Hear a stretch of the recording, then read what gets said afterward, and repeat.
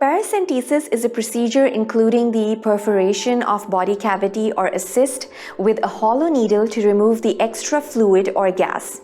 Generally referring to paracentesis in which peritoneal fluid is removed by puncture through a needle, it can be diagnostic and therapeutic as well.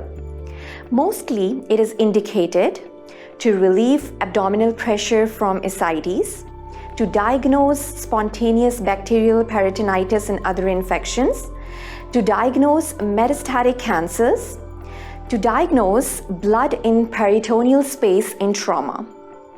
Absolute contraindications include severe uncorrectable disorders of blood coagulation, intestinal obstruction, an infected abdominal wall, poor patient cooperation, surgical scarring over the puncture area, large intra-abdominal masses, and severe portal hypertension with abdominal collateral circulation are the relative contraindications. Midline and lateral approaches can be used to paracentesis, with the left lateral technique more commonly employed. The left lateral approach avoids the air-filled bowel that usually floats in the ascitic fluid. The patient is placed in supine position and slightly rotated to the side of the procedure for further minimize the risk of perforation during paracentesis.